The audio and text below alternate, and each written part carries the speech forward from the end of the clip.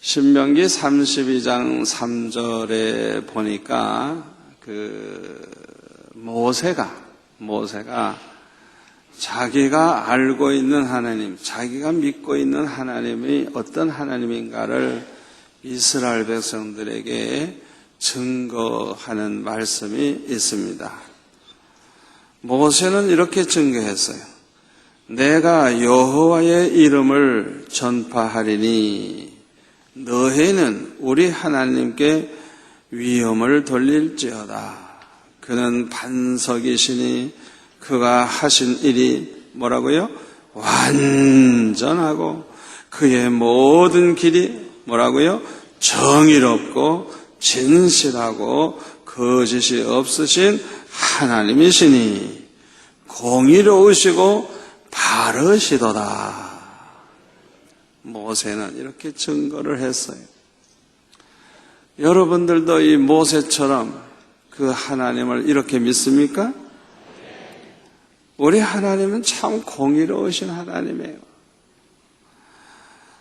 우리 하나님은 생각하시는 것도 공의로우시고 말씀하시는 것도 공의로우시고 행하시는 모든 것이 공의로우신 그런 하나님이에요. 그뿐만 아니라 우리 하나님은 완전하신 분입니다. 우리 하나님은 조금도 허물이 있거나 실수가 있거나 부족함이 없는 아주 완전하신 하나님이에요. 하나님의 지혜도 완전하고 하나님의 지식도 완전하고 하나님의 능력도 완전하신 하나님이십니다. 하나님의 그 인격도 완전하신 분이에요. 사랑하지만은 하나님의 사랑은 완전한 사랑이에요. 우리 하나님은 신실하시다 그런데 완전하신 신실하신 분이에요. 신실하심에 조금도 부족함이 없는 완전하신 하나님이에요. 말씀도 완전하시고 계획도 하나님의 계획은 완전한 계획이고 아멘. 또 하나님의 그 행하심도 완전하신 분이에요. 하나님의 공의로우심도 아주 완전하신 분이에요. 하나님의 의로우심은 완전하신 그런 의를 가지신 하나님이십니다. 이렇게 공의로우신 하나님은 저와 여러분도 의롭게 살아가기를 원하세요. 그래서 우리 하나님은요, 의롭게 사는 자를 아주 기뻐하시고 의롭게 사는 의인을 얼마나 귀하게 여기시는지 예레미야서 5장 1절에 보면 예루살렘을 이제 둘러봐가지고 공의를 행하는 사람 한 사람이라도 찾는다고 하면 내가 이 나라를 멸하지 않겠다. 그래서 한 사람.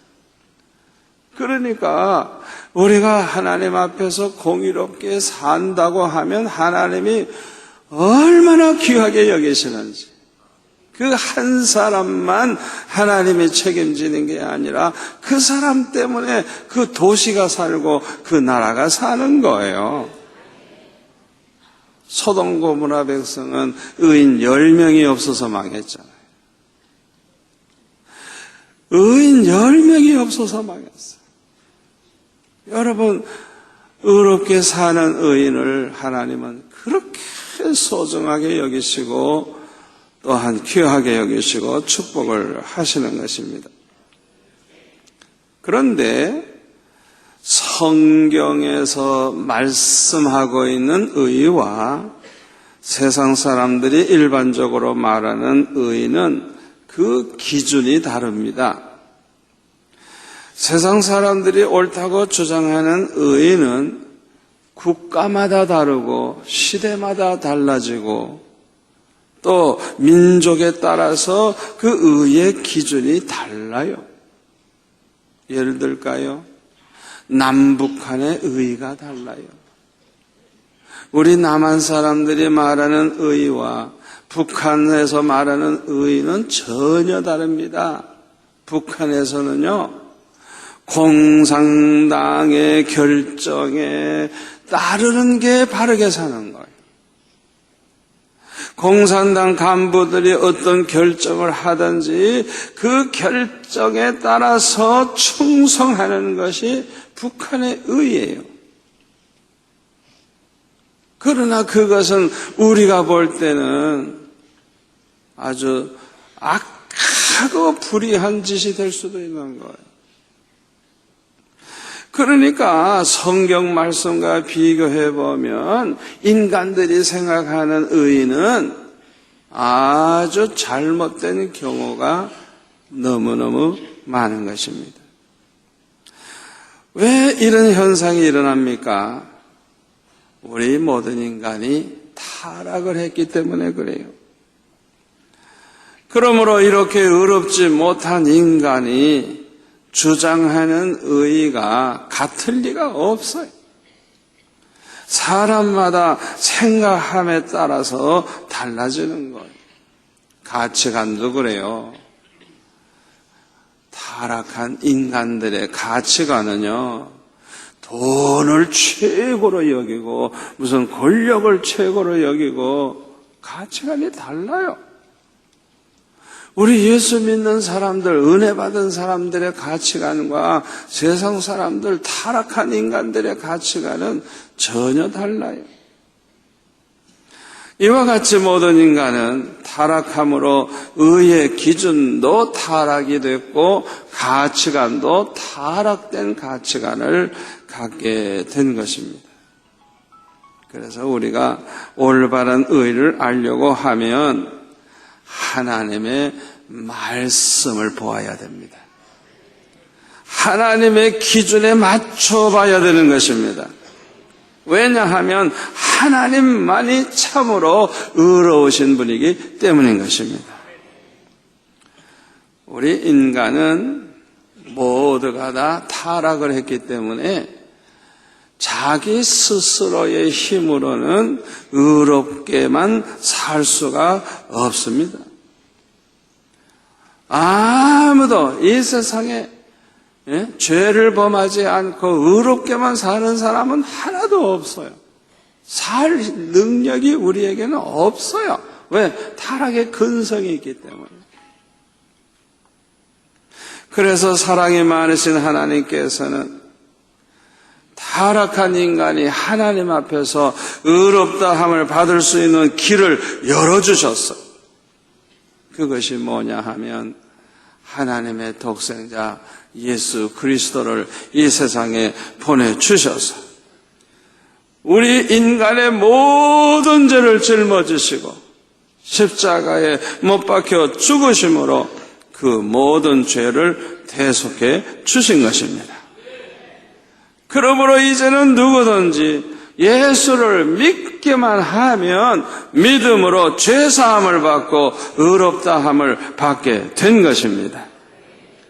그뿐만 아니라 멸망하지 아니하고 영생복락을 누리게 됐어요. 할렐루야, 할렐루야. 이 얼마나 감사한 일이에요. 여기에 대해서 사도 바울은 이렇게 말합니다. 로마서 5장 8절에 보면 우리가 아직 죄인 되었을 때에 그리스도께서 우리를 위하여 죽으심으로 하나님께서 우리에게 대한 자기의 사랑을 확증하셨느니라. 그러면 이제 우리가 그의 피로 말미암아 의롭다 하심을 받았으니 더욱 그로 말미암아 진노하심에서 구원을 받을 것이니라. 할렐루야. 우리 주님이 십자가에 못 박혀 피를 흘리심으로 우리의 죄를 다 대속해 주심으로 그 피로 말미암아 우리는 의롭다함을 받게 됐다는 거예요. 아멘.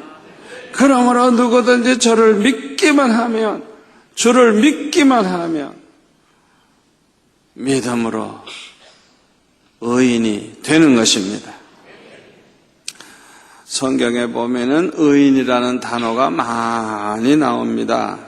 창세기 6장 9절에 보면 노아는 의인이요 당대의 완전한 자라 그랬고, 시편 5편 12절에 보면 여호와여 주는 의인에게 복을 주시고 방패로함같이 은혜로 그를 호위하시리로다. 의인에게 복을 주신다 그랬어요. 시편 34편 15절에 보면 여호와의 눈은 의인을 향하시고 그의 귀는 그들의 부르짖음에 기울이시는도다. 시편 34편 19절 의인은 고난이 많으나 여호와께서 그의 모든 고난에서 건지시는도다. 시편 37편 39절 의인들의 구원은 여호와로부터 오나니 그는 환난 때에 그들의 요새시로다. 시편 90편 12절 의인은 종려나무같이 번성하며 레바논의 백향목같이 성장하리로다.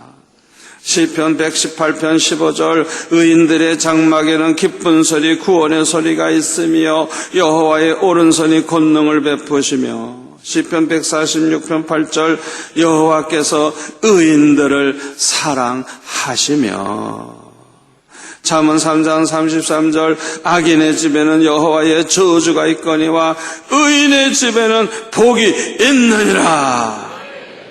야고보서 5장 16절 그러므로 너희 죄를 서로 고백하며 병이 낫기를 위하여 서로 기도하라. 의인의 간구는 역사하는 힘이 큼이니라. 베드로전서 4장 18절 또 의인이 겨우 구원을 받으면 경건하지 아니한 자와 죄인은 어디에 서리요. 이 성경에 보면 의인 많이 나오고 있어요. 의인이 얼마나 복되고 의인들이 얼마나 하나님의 사랑을 받는가를 알 수가 있어요. 그런데 잘 들으세요. 성경에서 말하는 의인은요, 죄 없는 의인을 말하는 것이 아닙니다. 이 세상에는 죄 없는 의인은 하나도 없어요. 로마서 3장 10절에 보면 의인은 없나니 하나도 없다 그러죠. 하나도 없다. 그러므로 여기서 말하는 의인은 죄를 하나도 범하지 않는 의인을 말하는 게 아니고 하나님을 믿고 경외하는 사람들을 말하는 것입니다. 다시 말하면 오직 믿음으로 의롭다 함을 받은 사람들을 말하는 것입니다. 갈라디아서 2장 16절에 보면 사람이 의롭게 되는 것은 율법의 행위로 말미암이 아니요 오직 예수 그리스도를 믿음으로 말미암는 줄을 알므로 우리도 그리스도 예수를 믿나니 이는 우리가 율법의 행위로서가 아니고 그리스도를 믿음으로서 의롭다함을 얻으려 함이라. 율법의 행위로서는 의롭다함을 얻을 육체가 없느니라. 아주 분명하게 사도 바울이 증거하고 있어요. 자기가 율법대로 100% 잘 지켜서 의인 될 사람은 하나도 없대요. 왜? 우리가 아무리 율법대로 살려고 하다가도 실수하잖아요. 한두 가지라도. 그러면 죄인 되는 거예요. 그러니까 율법으로 의인 될 사람은 하나도 없다는 거예요. 오직 믿음으로만 의롭다함을 받을 수 있다는 것입니다. 그런데 우리가 아무리 하나님을 믿고 하나님을 경외한다고 하지만은 그럼에도 불구하고 우리 안에는 타락의 그런 속성이 남아 있어요. 그래서 본의 아니게 하나님의 뜻을 거스릴 때도 있고 하나님 말씀을 거스리며 살 때가 너무너무 많은 거예요. 그래서 성경은 죄를 범하지 않는 의인은 아주 없느니라. 전도서 7장 20절에 보면 절대로 없다는 거예요. 예? 의만 행하고 죄를 전혀 범하지 않는 사람, 그런 사람은 아주 없다는 거죠. 아주 없다. 그런데 오늘 본문에 보면 우리 예수님이 말씀하시기를 의에 줄이고 목마른 자는 복이 있나니 그들이 배부를 것이며 그렇게 말씀하고 있습니다. 우리 힘으로는 의롭게 살 수가 없지만은 그럼에도 불구하고 의롭게 살려고 몸부림치는 그런 사람이 복이 있다는 것입니다. 마치 오랫동안 음식을 먹지 못해가지고 너무 배가 고프니까 그냥 먹을 게 어딨나 그냥 먹어서 죽지만 않는 것이라면 뭐든지 먹으려고 그냥 찾아 헤매듯이 오랫동안 물을 먹지 못해서 너무너무 목이 말라가지고 그냥 어떤 물이라도 그냥 물이라면 그냥 먹으려고 하듯이 그렇게 의롭게 살려고 몸부림치는 사람, 그런 사람이 복이 있다는 것입니다. 의에 줄이고 목마른 사람은 자신이 의롭지 못하다는 것을 아는 사람입니다. 그렇기 때문에 이런 사람은요, 회개하는 마음을 항상 가지고 있어요. 이런 사람은 자기 힘으로는 의롭게 살 수 없다는 것을 알기 때문에 안타까워하는 사람들이에요. 이런 사람은 자연히 하나님 앞에 은혜를 구하게 됩니다. 왜냐하면 성령의 은혜를 받지 아니하면 하나님의 뜻대로 말씀대로 바르게 살 수 없음을 너무나도 잘 알기 때문입니다.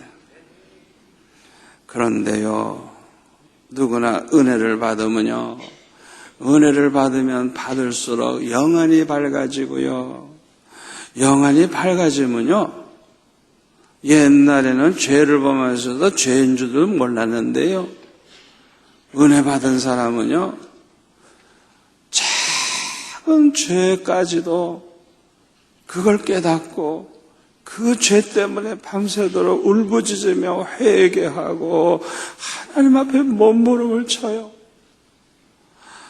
그러니까 하나님이 보실 때 얼마나 기뻐하시겠어요.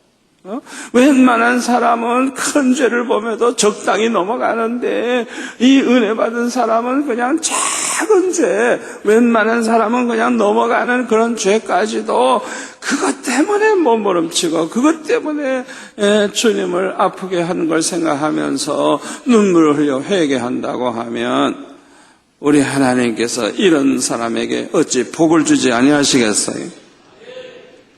하나님께서는 이런 사람에게 큰 은혜를 주십니다. 그래서 큰 은혜를 받으니까 큰 믿음의 사람이 되어서 죄와 싸워 이기게 되고 마귀와 싸워 이기게 돼서 거룩하게 사는 신령한 성도가 되는 것입니다. 이런 사람을 하나님은 기뻐하십니다. 사랑하십니다. 축복하십니다. 그래서 의에 줄이고 목마른 자는 배부름을 얻게 되는 것입니다. 여기 배부름을 얻는다는 말은요, 너무 맛있는 음식을 잘 먹었어. 너무너무 배부르니까요, 만족한 거예요. 뭐 더 이상 먹고 싶진 않아요. 너무너무 그냥 배가 부르고 만족하니까 잘 먹었다. 그 상태, 그냥 만족한 상태. 예? 그러니까 의에 줄이고 목마른 자에게 하나님께서는 축복을 하시는데 그냥 만족한 삶을 살게 해주신다는 거예요. 시편 107편 9절에 보면 그가 사모하는 영혼에게 만족을 주시며 줄인 영혼에게 좋은 것으로 채워주심이로다.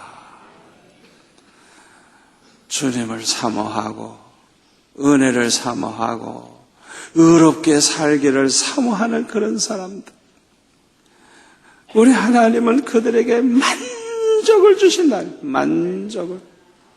아멘. 주린 영혼. 예? 은혜를 더 받기를 너무나도 배고픈 심정으로 먹을 걸 찾듯이 그렇게 은혜를 사모하는 주린 영혼에게 우리 하나님은 좋은 것으로 채워주신다 그랬어요. 이제 결론의 말씀을 드립니다. 오늘 이 말씀을 통해서 깨닫게 되는 교훈이 있어요. 첫째로는요, 자기의 의의를 주장하거나 내세우는 자는 어리석은 사람이라는 것입니다. 여러분, 내가 의롭다 해도요, 다른 사람과 비교해서 조금 의로운 것이지 하나님 앞에서는 절대로 흠없는 의로운 자가 아닙니다. 아멘. 성경에 보면 뭐라 그랬어요? 자기의 의는 더러운 옷과 같다. 한마디로 말하면 걸레 조각과 같아.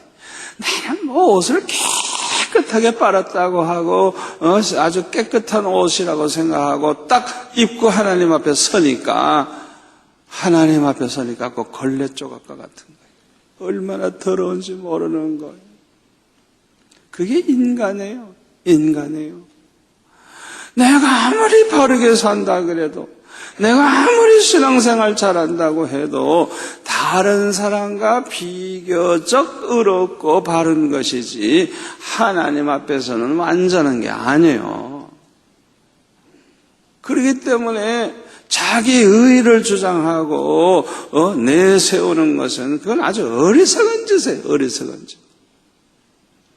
바리새인과 세리의 기도를 보세요. 세리는 자기가 그냥 너무너무 죄가 많으니까 얼굴을 들지 못하고 그냥 저 한 구석에 그냥 머리를 쳐박고 그냥 하나님 앞에 죄를 용서해 달라고 회개했지만은 바리새인들은 뭐라 그래요? 자기네들은 일주일에 2번씩 금식하고 자기네들은 뭐하고 자기 의의를 자랑하고 내세우면서 기도를 했어요. 그런 기도는 하나님이 받지도 않아. 이 바리새인들은 위선자들이고요. 과부의 가산을 삼키는 이런 아주 못된 인간들이에요. 그런데 자기네들이 아주 의로운 척하고 의의를 내세우는, 얼마나 어리석은 짓입니까? 그러니까 차라리 죄인들은 구원을 받았지만은 바리새인들은 구원을 받지를 못하고 다 멸망당하고 만 거예요. 탕자의 비유에 나오는 그 탕자의 형을 보세요. 탕자는 자기가 죄인인 줄 알고 회개하는 마음 가지고 아버지에게 돌아올 때 그 아버지가 얼마나 기뻐하시고 축복하십니까? 그러나 그 탕자 형 보세요. 자기는 죽으라고 일하고 자기는 성실하고 자기는 자기 자랑을 내세우면서 그래도 자기를 위해서는 양새끼 하나 잡아줬냐 이거. 불평하고 원망하고 그러면서 저 가산을 창기들과 탕진해버린 저런 인간을 왜 저렇게 위해서 잔치를 해주느냐. 막 화를 내면서 아예 집에 들어가지도 않았어요. 성경을 보니까. 성질 내면서 그냥 그렇게 못된 짓을 했어요. 그러니까요. 하나님의 눈으로 볼 때는 둘 다 죄인이에요. 죄다. 다 불효자식이에요. 탕자의 형은 자기는 의롭다고 생각했지만은 사실은 그렇지 않아요.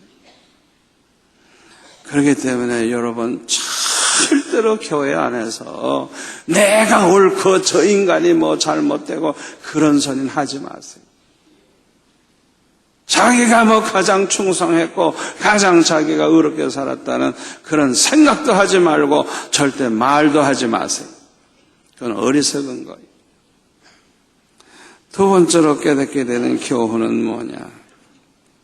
우리 힘으로는 의롭게 살 수 없지만은 의롭게 살려고 그렇게 간절히 소원하고 몸부림치는 그런 사람, 이런 사람을 하나님은 기뻐하시고 축복하신다는 것입니다.